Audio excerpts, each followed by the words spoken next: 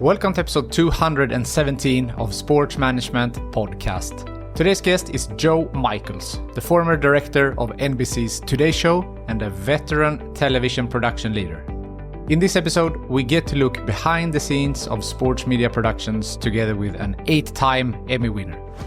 We spoke about why sports media is a young man's game, giving back through teaching and mentorship, the future of the media industry, if AI will take jobs from the media industry, but also how it was like broadcasting the 9/11 tragedy in New York. This and much more in this episode with Joe Michaels. Joe Michaels, welcome to the Sports Management Podcast.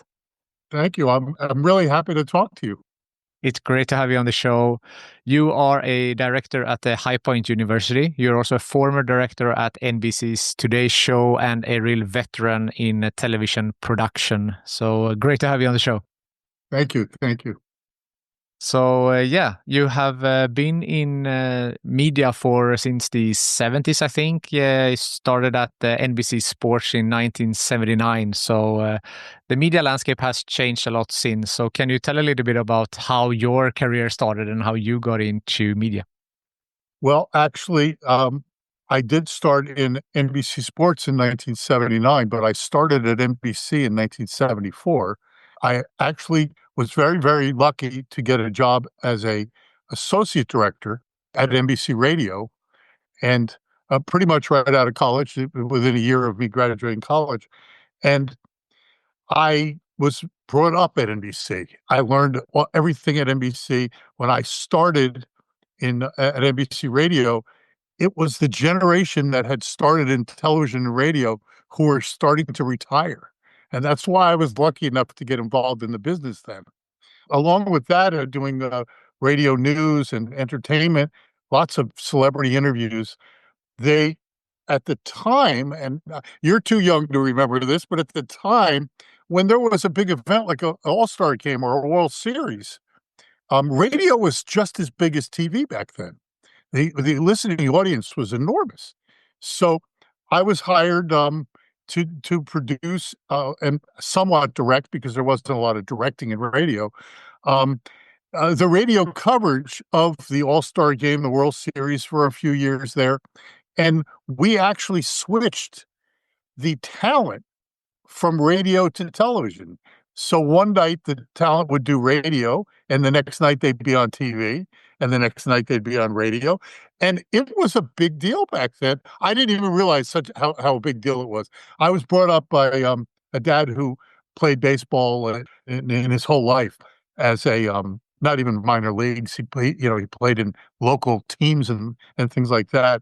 And so I loved baseball. And at the time, it was such a thrill to even be at an All-Star game or a World Series. But that's actually where I started. When I worked, when I got into TV, I was basically just a general associate director moving around.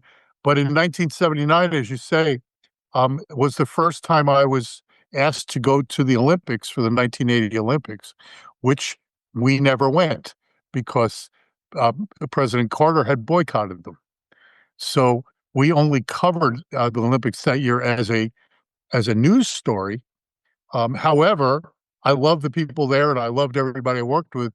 So I actually stayed in TV sports for a good 12 years after that, I believe. You say that you're a director. So in that role, what does that mean when it comes to, producing and directing at TV?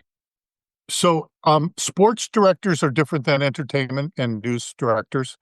Sports directors, their main and only job is to cut the cameras, to pick the cameras, to cut the cameras, and to tell a story with the sport that you're covering.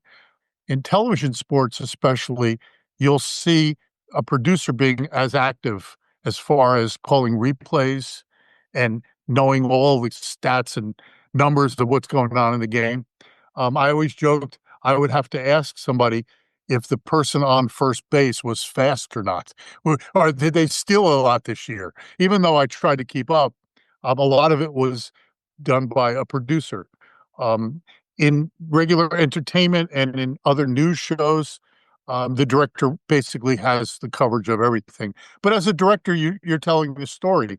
I worked as an associate director for a long time, which basically is somebody who keeps track of all those kind of graphics and tapes that would go into a broadcast.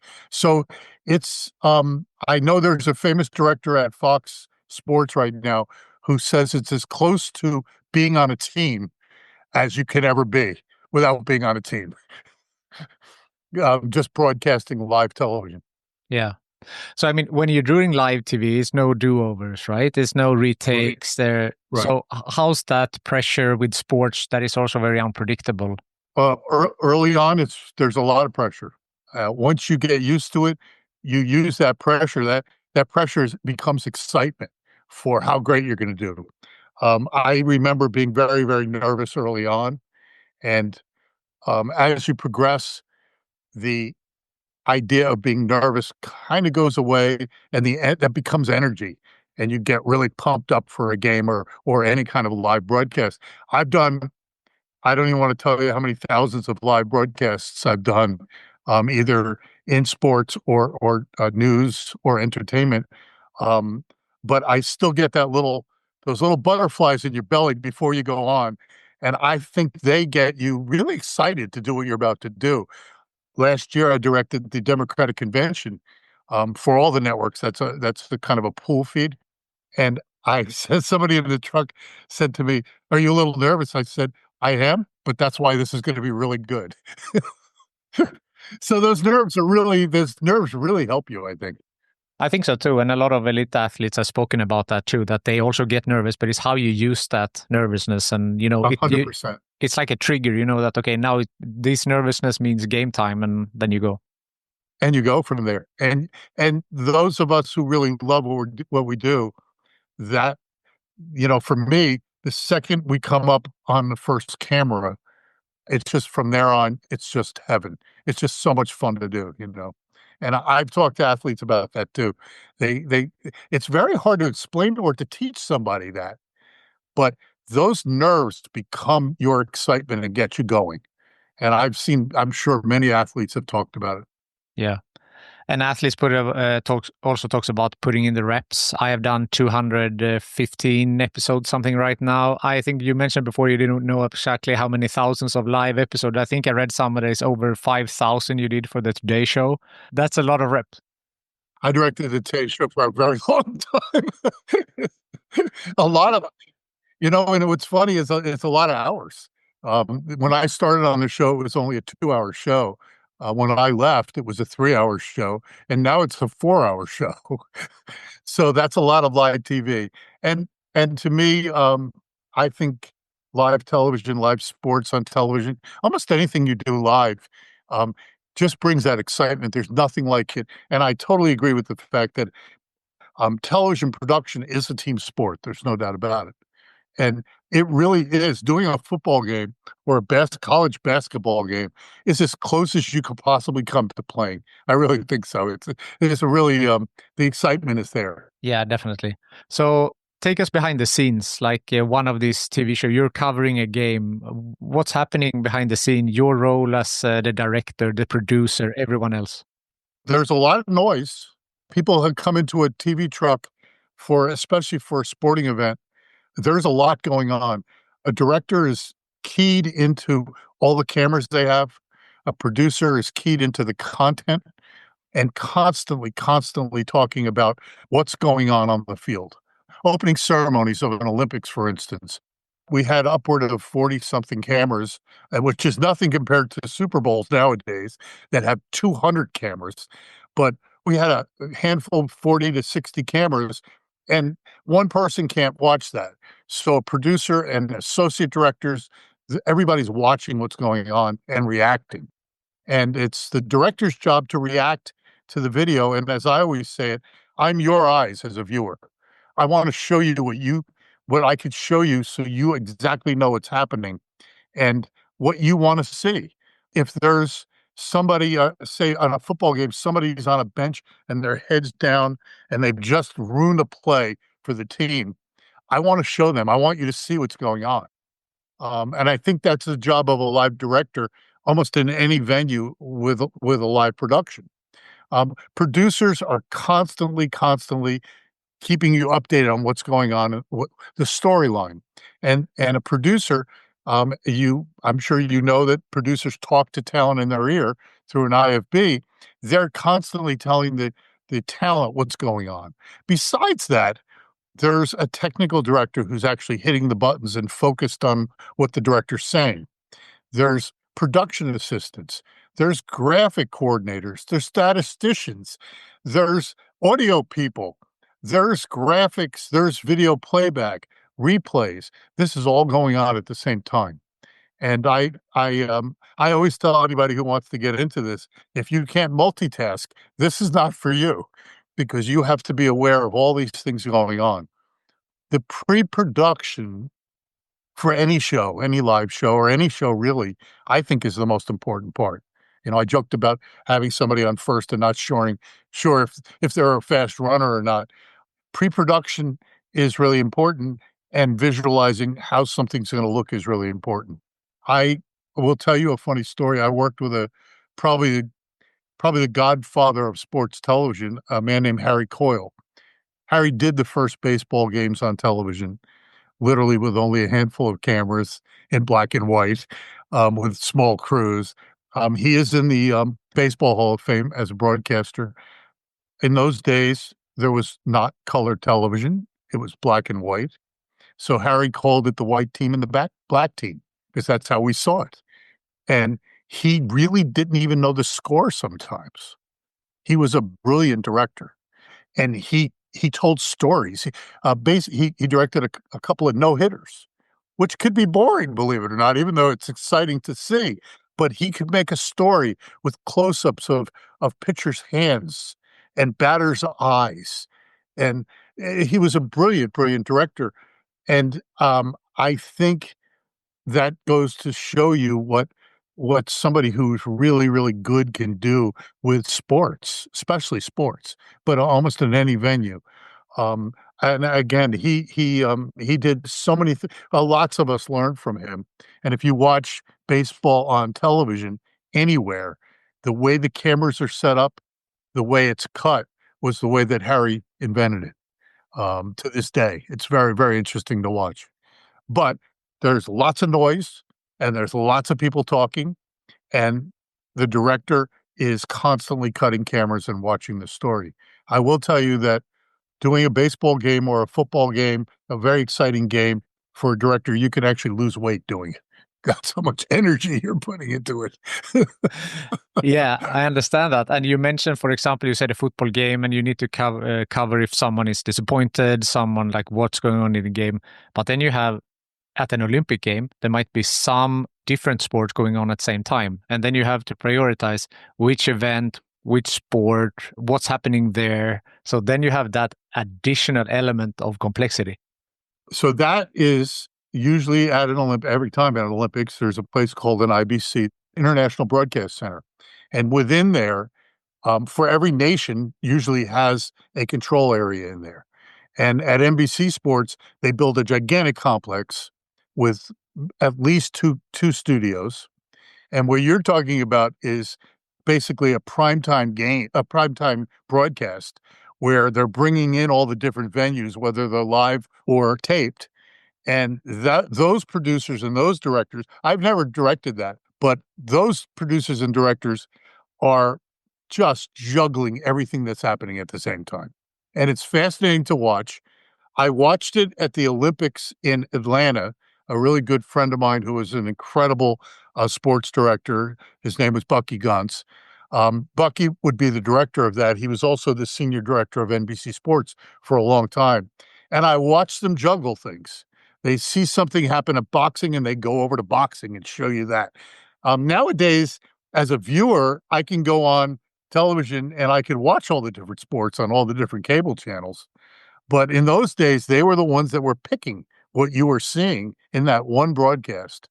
And just remember, every venue had its own sports trucks and directors and producers. So that's I think that's like the ultimate in sports coverage, doing an Olympics. I'll tell you, just doing opening ceremonies in Sochi was like an incredible thrill for me just to see that. And I had worked at the 1988 Olympics in Korea, in Seoul. I did opening ceremonies. I did track and field there. So to see, you mentioned it a second ago when we started, to see the technology change just from the late 80s all the way into 2006, I guess it was, the technology changed and made things so much different. And I want to say so much more fun to cover, but not so much easier because the technology is just outrageous, you know. Years ago, we'd put a little camera, and I won't tell you what we called it, but I will tell you what it is because it's actually funny. We would put a little camera on a basketball net, and we would literally tape it with gaff tape. And it usually was a camera that we didn't mind losing, and we'd call it an LPS. You ever hear of that before? You see those great shots, they now have remote cameras on the baskets of basketball games, and they can move a little and zoom in and zoom out. This was just a fixed camera, and it was called an LPS, and it stood for little piece of Got it. because it was a camera we didn't care about. But when you now look at technology with mounted cameras everywhere that are remotely controlled and sky cams and every piece of new equipment, it's just amazing the technology that's changed the way you cover sports and the way you do most entertainment shows. Yeah, I mean, it must have been incredible for you, as you said, that you started in the 70s when radio was bigger than the TV productions, and then working through several Olympic Games. And I think Sochi was 2014, I think, right? Yes, it must have been. You're right, because I left NBC in 2015. So that was my last hurrah at NBC after 44 years. Wow. Yeah. And then you have also done, I think, Super Bowls, World Series, and Wimbledons, like a lot of sporting events also. So Yeah, I've got a taste of just about everything. It's including that we used to have a show on the air called Sports World, and we did sumo wrestling. And I remember going out to Nebraska, I believe it was, to do women's slow pitch softball. So we did lots of different sports. We covered a lot. You know, that was Sports World was kind of NBC's version of Wide World of Sports on ABC. And I had the opportunity many, many times to go to watch sports in Europe and sports in Japan and South America. And that really made it interesting to see how some of the similar sports were done differently and televised differently, in different parts of the world. So it was really, I got to tell you, it was probably the most fun time you could have covering sports like that. I can understand that. And from you, when explaining from behind the scenes, I really understand also what you said there, that it's a team sport. For sure. I don't think, lots of people know who directed this and who directed that.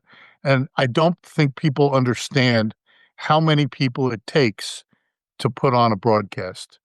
And nowadays, with the amount of cameras and the amount of technology, it really is. I have a funny story to tell you. There's an expression in TV that when you make a mistake, we kind of say, well, it's not brain surgery, right? We're not killing anybody. We're not up in a control tower controlling planes or doing an operation.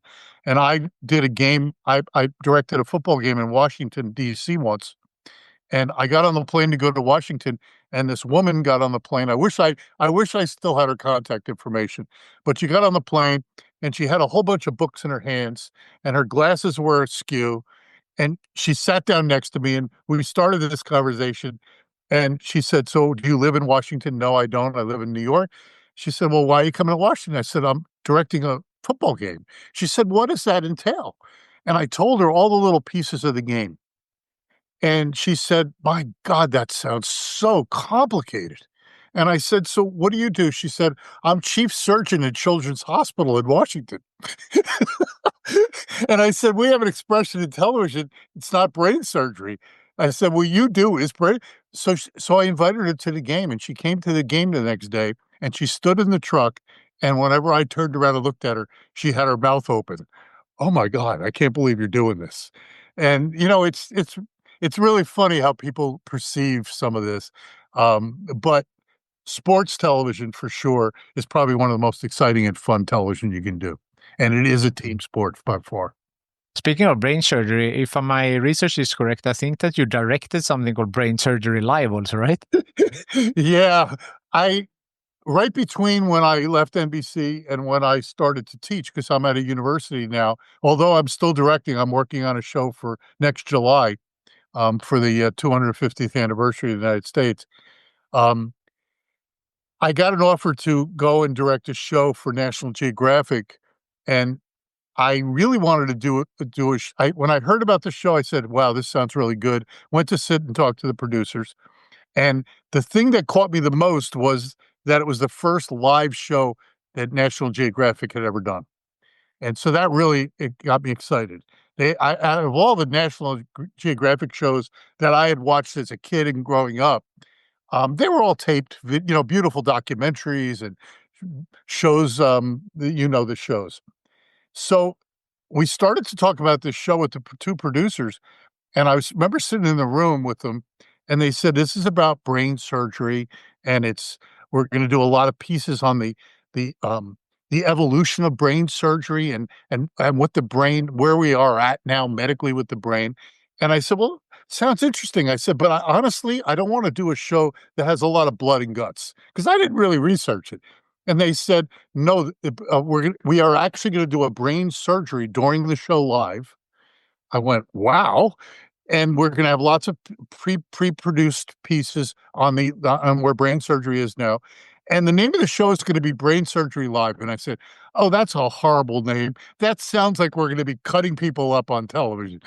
And when I really did see the show, the format of the show, I went, "Wow, this is just terrific." And we did. There were a lot of challenges.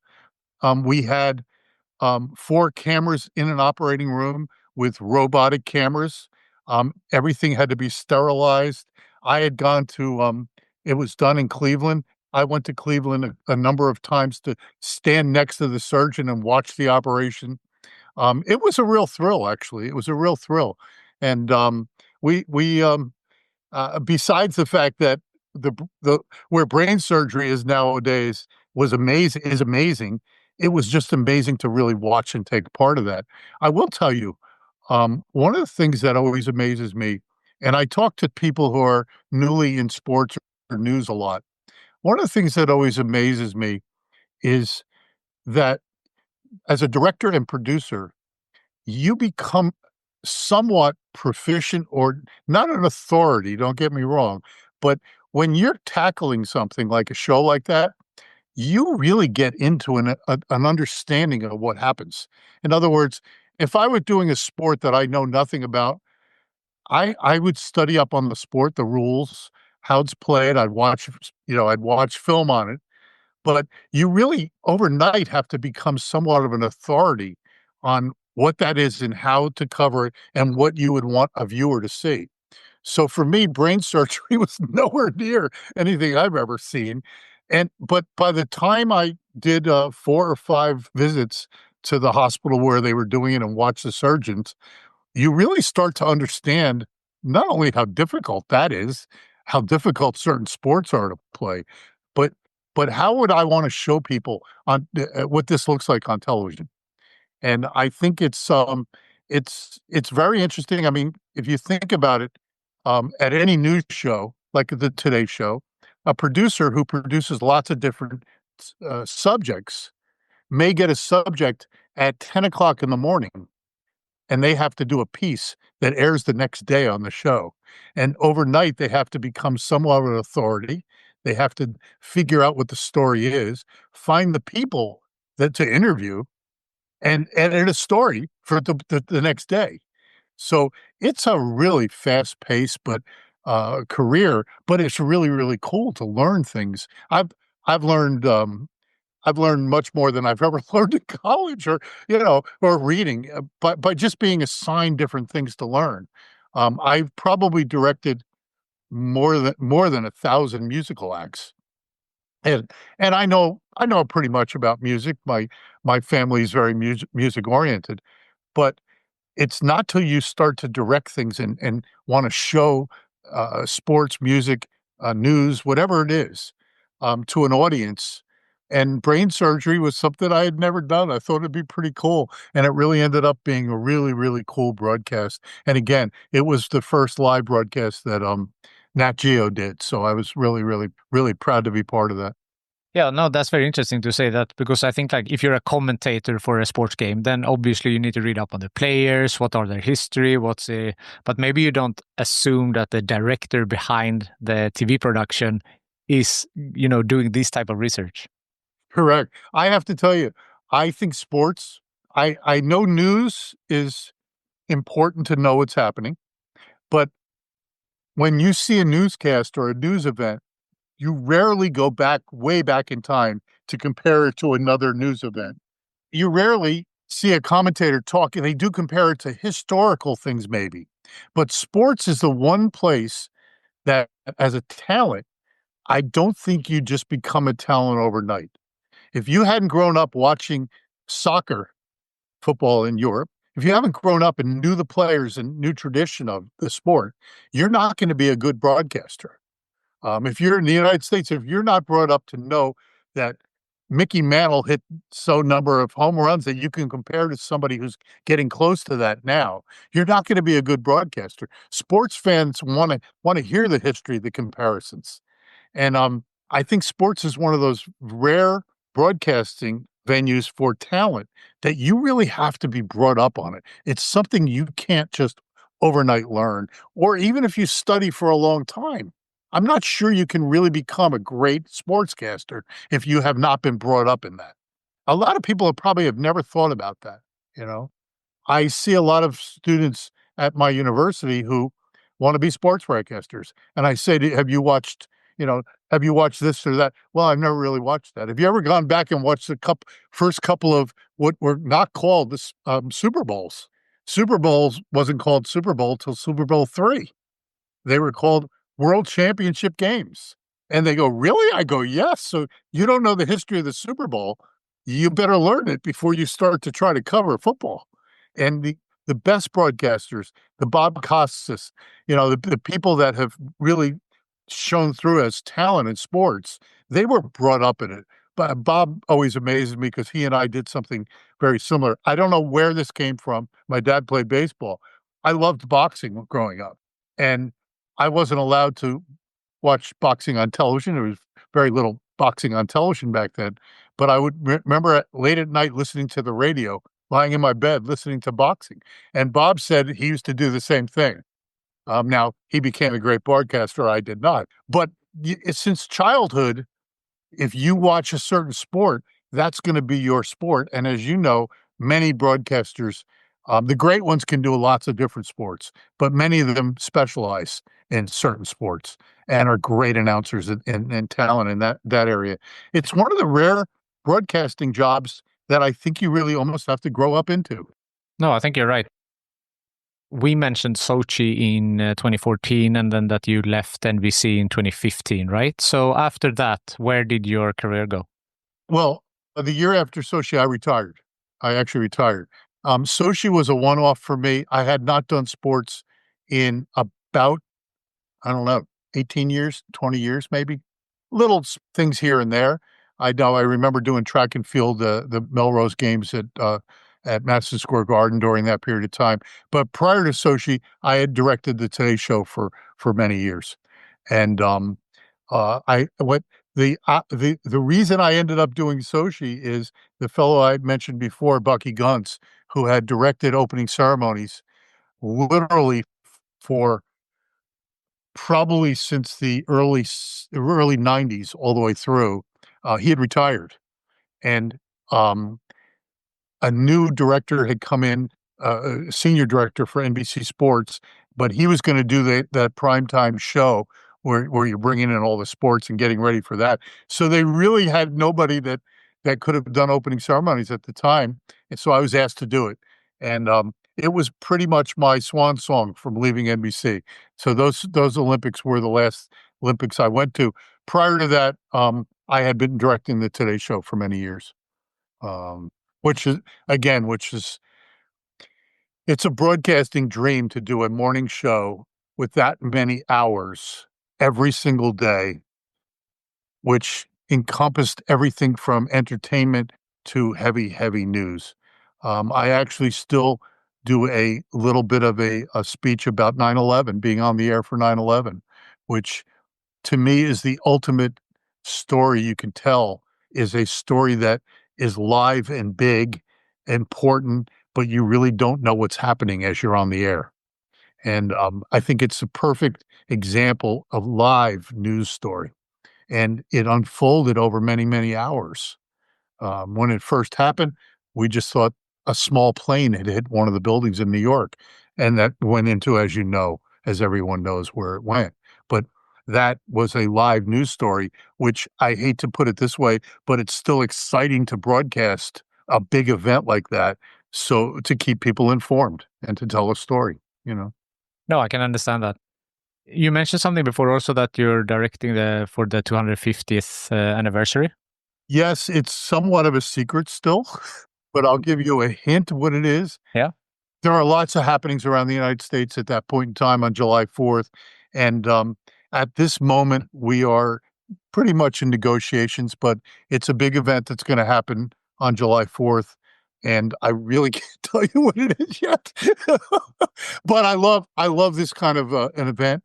I love when you can plan an event in long terms and really, really take a dive into it. A friend of mine from CNN is producing it, and she called me and said, "What do you think about this?" And I said, "I would love to." So we're really in the early stages, but I can't tell you what it is, unfortunately, but it's hopefully going to be a really, really cool event. I about every year I do one TV event that I feel is pretty large and something I really want to do, like the conventions. And I during the year, besides teaching, I do a lot of live corporate events, big events for we have one in February for John Deere Corporation, and it just keeps you busy, keeps you going, you know. And throughout the year, I'll do a commercial here or there, and you know, little projects like that. I'm 74 years old, and I have to tell you something. Last year, I was outrageously honored to be asked to do the Democratic Convention, which would air on all the networks. You know, it's one job that, I have done off and on about every 4 years, and it's, at my age, it's really fun to be able to do it, but it's really incredible that they still ask me to do stuff like that. You know, it's really cool. I will tell you about sports. Sports is a young man's business. And as much as I wouldn't mind doing a little bit of sports here or there, it's a young man's business. You've got to be really, really on the ball, keen, travel a lot. I tell people that the last year that I did full-time sports was 1989, I guess, 88, 89. And I was on the road for about 260 days that year. It's not for an old timer. An old timer will go do the opening Olympics and things, but for a full-time sports director, producer, graphic designer, whatever, you're gonna be busy, really busy. So sports is a young man's game, and there are new talent emerging, and you have decided to give back through teaching. So how did that decision come through? Well, it was kind of out of left field. I'd been in contact with the president of the university I teach at, and they asked if I would come and teach, and I said, "I've never taught before." And as you can already tell, I talk a lot. And we had a long conversation and they said, "Well, you want to give it a try?" I said, "I would try it for 1 year and see if I like it." I went for that year. At the end of the year, I said, "I absolutely love it." And I will tell you, I'm very proud to tell you that a lot of my students have really succeeded. One in particular, who now directs for ESPN, he left university, started working for a not small production company called Tupelo Honey Productions. They do a lot of sporting events, mostly for ESPN. And he worked there for a year, went to ESPN, and so it's about a year and a half out, 2 years out, and he just won his first Emmy Award. So it makes you really feel like you've given back. And I can tell you, I've got a handful of students that have entered the business that I'm really proud of. And at this point in my life, it's so great to see that happening. So I never thought teaching would do that to me, but it's really, really something that It just gives back to you and you just go, wow, I helped them get to where they are. So it's something really cool. Something really cool. That's great and really admirable to, for someone, a young person, to have you as a mentor or a teacher that with the, 50 something years of experience. That's Sounds so invaluable. strange to hear that. But that's invaluable for someone who's up and coming, right? To have that. And I'm just thrilled. You really do get a great feeling to see. There's a young student right now who is an anchor now. Actually, the girlfriend of the guy I just mentioned, and she wanted to be a reporter, and she went out. We really supported her, and not just a couple of months ago, she's now an anchor at a local station, and you just get a great feeling when you see that. I will confess that I have about 3 or 4 students at the Today Show who are working, mostly digital. That's where the world is now. They're on the digital side, but, it's just a thrill. It's just a thrill, to see. And, if I could give them any help as far as, the business, where it came from and where it is, that's what I think I'm here for. I will tell you that, and you know this, lots of your listeners would know this too. Technology's changed everything. And for somebody like me, who is pretty much an old timer, I still keep up with the new technology immensely. I go to seminars. I go to the National Association of Broadcasters conference every year just to keep up with things. And things are changing so rapidly that it's hard to keep up with. The technology alone is frightening. We're now into virtual reality that's used in sports television. We're into new kinds of cameras, high-speed cameras, and sky cams and everything else that goes along with it. And it's fascinating to watch, but it's also hard to keep up with. But I do my best to keep up with it because I want students, especially when they go out into the real world, to really understand what's out there for them. And the technology is the biggest thing. Yeah, definitely technology has changed the media industry a lot. So for someone as yourself who has been in this industry for a long time now, and you said that this has been one big change, looking ahead, where do you see sports media and production, going in the future? I think I obviously think it's getting better and better. The technology is making it better for the viewer, without a doubt. I hate to single out Fox Sports, since I'm an old NBC guy, but their technology is amazing. Their replays are done at a higher resolution than what they broadcast, which means they can zoom in on things on a football field and show it in very, very high quality to the viewer, even though, in other words, if the game is being broadcast in 4K, some of their cameras are 8K. So when they zoom into something, you see it crystal clear. And I think that's going to keep happening. I have a really good friend who tried to work in virtual reality for sports. And we discussed it a lot because even though it'll look really cool, sports is something shared. So if you and I are watching a game together, we want to talk about that game and our favorite players and what's going on. Virtual reality kind of doesn't lean us toward that. And for a while, everybody thought that might be where it was headed. I just think it's going to get better technology wise and coverage wise. I will tell you again. I'm going to go back to Harry Coyle. I'm going to tell you a funny story. We were doing a sports truck. We were in a sports truck one day, and Harry was choosing shots to take. And I believe it was during a playoff or World Series game. And Harry had a rough voice. And he turned at me and he said, this had to be in the late 70s, early 80s.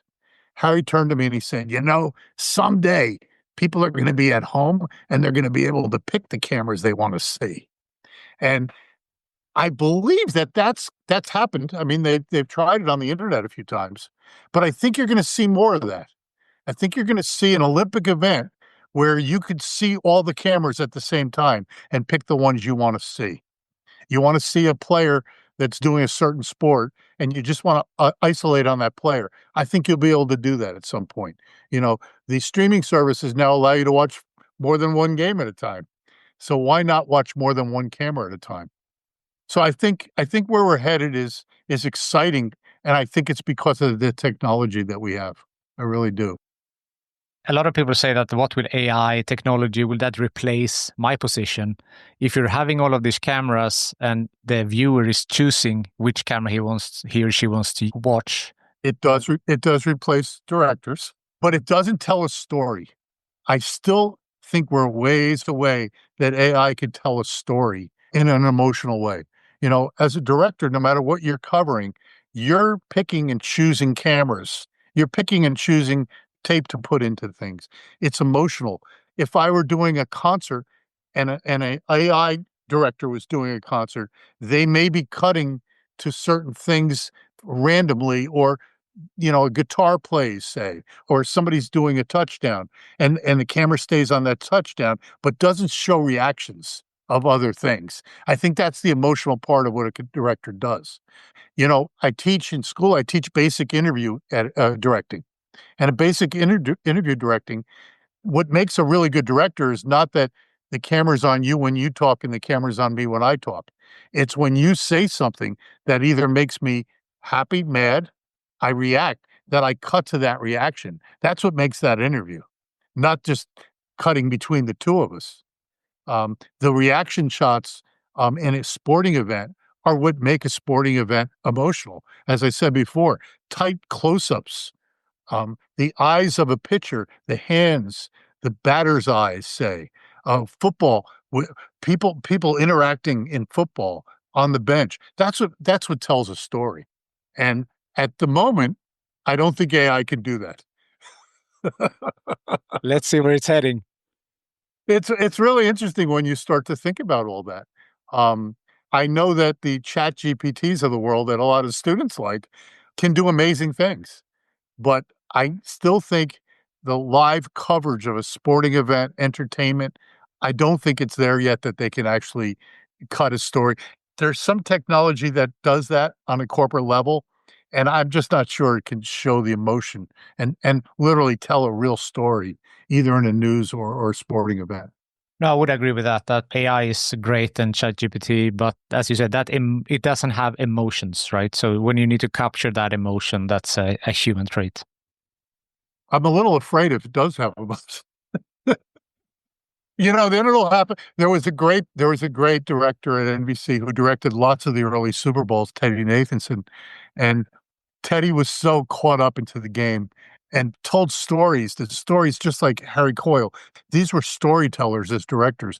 There was a director at ABC who put together a small tape a number of years ago about news directors.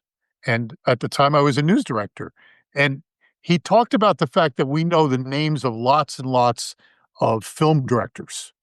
And you may know the names of some sports directors, famous ones, but you don't know the name of many or any news directors.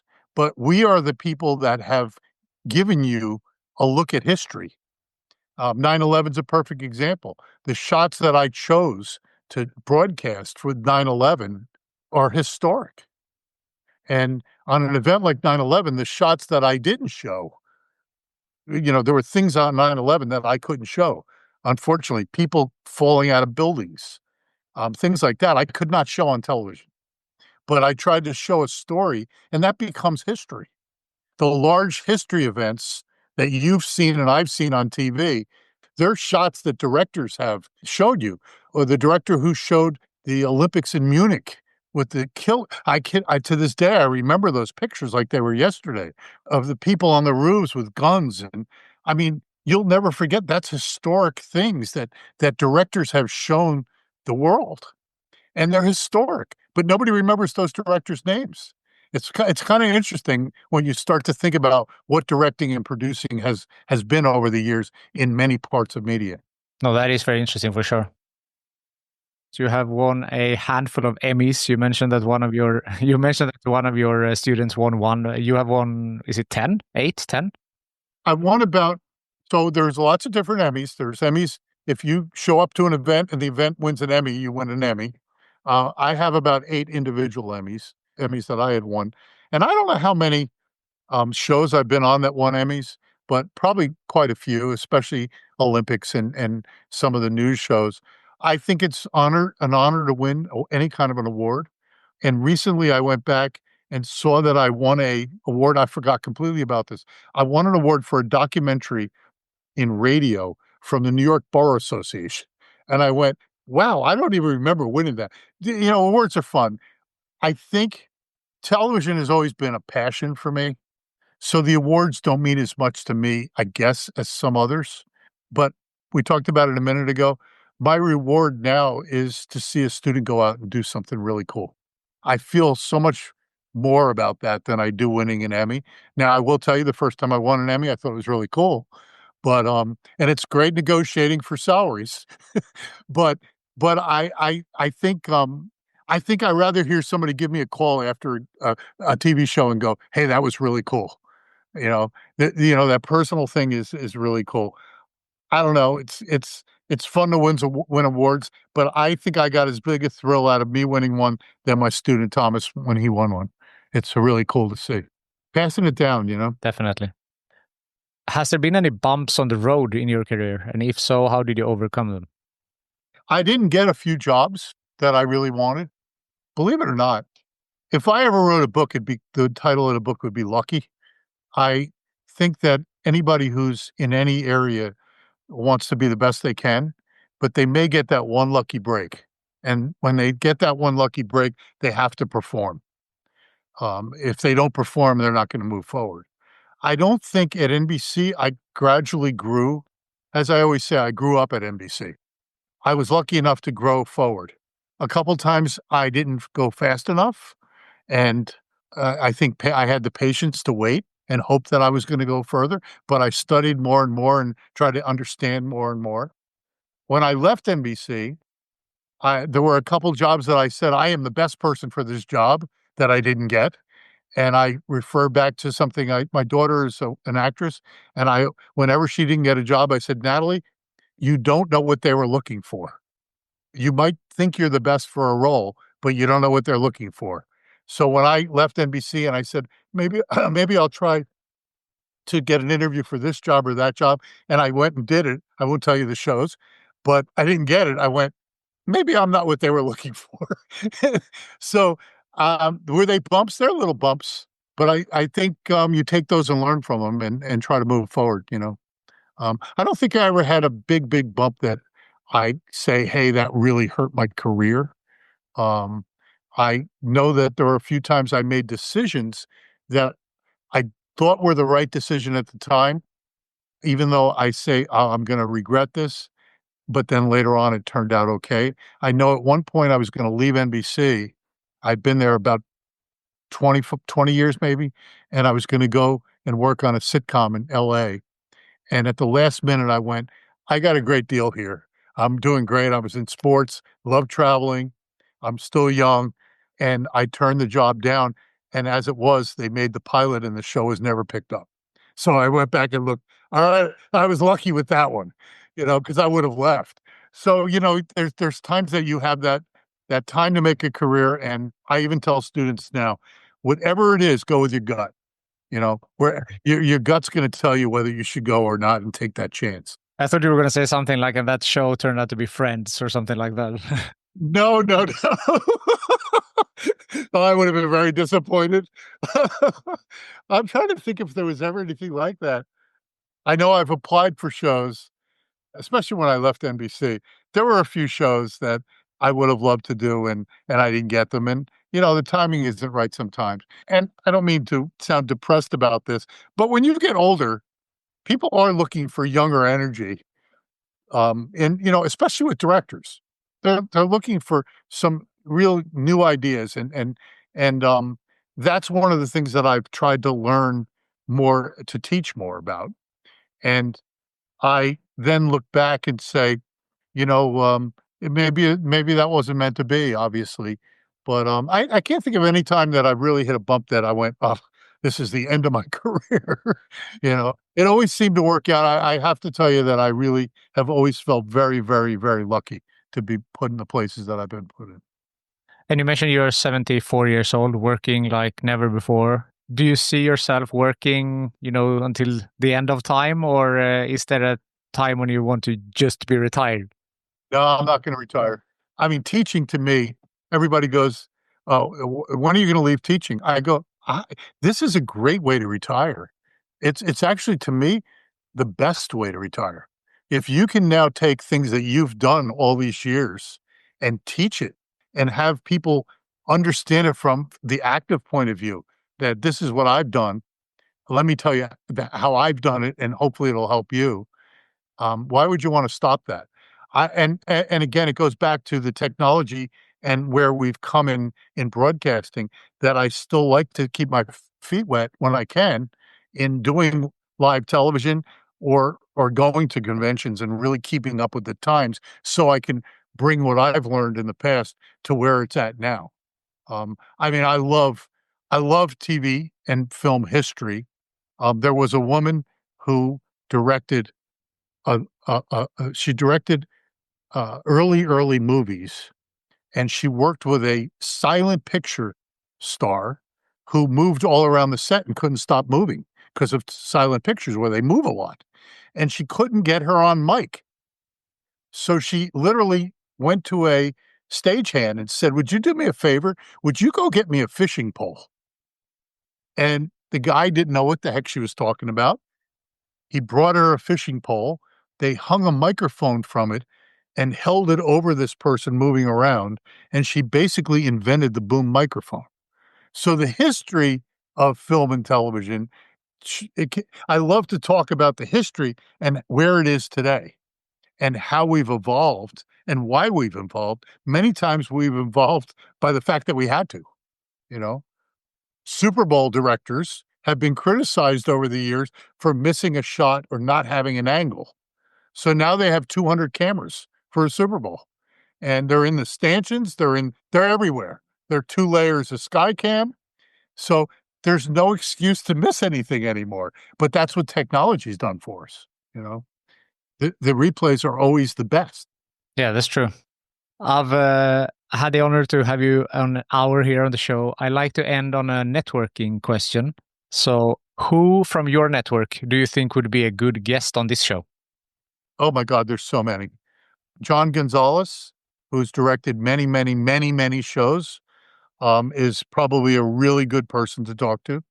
I believe John now still directs, and he's probably around my age. I believe John directs a live police show.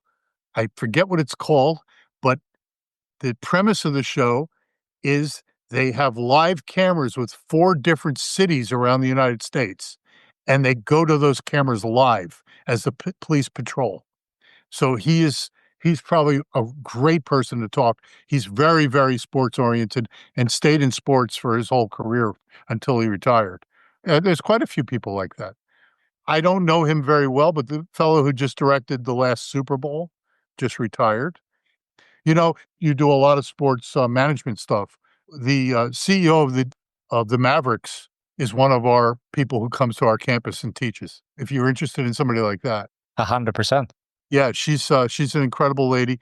She actually takes every semester 2 or 3 students down to Dallas, and they watch what she does. We actually have a very big sports management major on my campus.